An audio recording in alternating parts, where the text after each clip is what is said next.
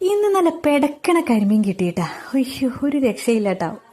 ഇക്ക വന്ന പ്രമാണിച്ചിട്ടേ ഉമ്മ അവിടെ സ്പെഷ്യലാണ് നമ്മുടെ ഈ ഒരു കരിമീൻ. അപ്പോൾ ഇന്ന് നമ്മൾ ഉണ്ടാക്കാൻ പോകുന്നത് നല്ല ചുട്ടരച്ചിട്ടല്ല നമ്മുടെ ഉണക്കമുളക് നല്ല അരച്ച് ചേർത്തിട്ടുള്ള കരിമീൻ ഫ്രൈ ആണ് കേട്ടോ.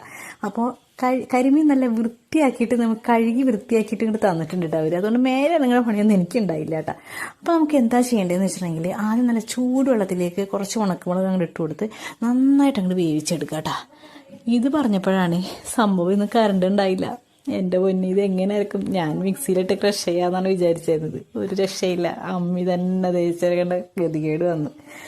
അങ്ങനെ എന്ത് ചെയ്ത് കുറച്ച് ഉള്ളിയും ചുവന്നുള്ളി ഉണ്ടല്ലോ, പിന്നെ വെളുത്തുള്ളി, പിന്നെ കുറച്ച് ഇഞ്ചി, പിന്നെ വേപ്പില, പിന്നെ നമ്മുടെ ഈ ഒരു ഉണക്കമുളക് നന്നായിട്ട് വേവിച്ചതുണ്ടല്ലോ, അതെല്ലാം കൂടിയും കാട്ടെ എന്ത് ചെയ്തു, അമ്മീമ വെച്ചിട്ട് അങ്ങോട്ട് അരച്ചങ്ങോട്ട് എടുത്തിട്ടോ. കുറച്ച് ഉപ്പും കൂടിയും ചേർത്തു.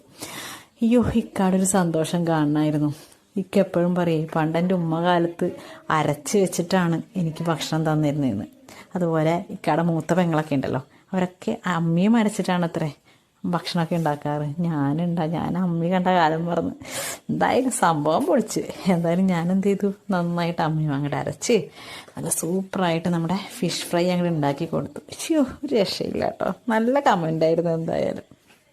അപ്പോൾ നമ്മുടെ എന്താണ് ചമ്മന്തി അല്ല, നമ്മുടെ ഈ ഒരു സംഭവം ഉണ്ടല്ലോ, ഇത് കാണുമ്പോൾ ചമ്മന്തിയാണ് ഓർമ്മ വരിക.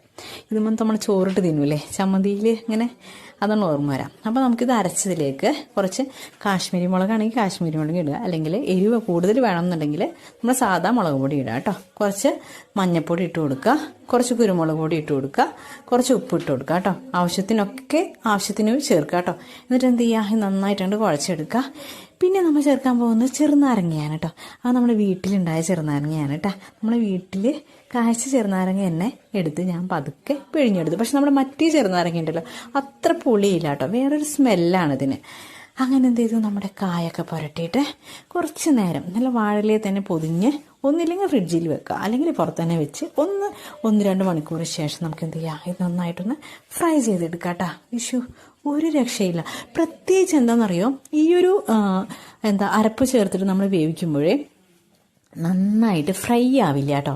ഭയങ്കരമായിട്ട് ഇങ്ങനെ കറുമുറയില്ലേ, അങ്ങനെ ഒരു ഫ്രൈ അല്ല. ഉള്ളൊക്കെ നന്നായിട്ട് പിടിച്ചിട്ട് നല്ല സോഫ്റ്റ് ആയിരിക്കും.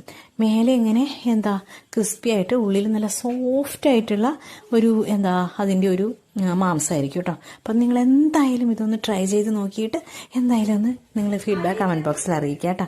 കാരണം അത്രയ്ക്കും ടേസ്റ്റുള്ള ഒരു മുളകരച്ച ഒരു കൂട്ടായിരുന്നു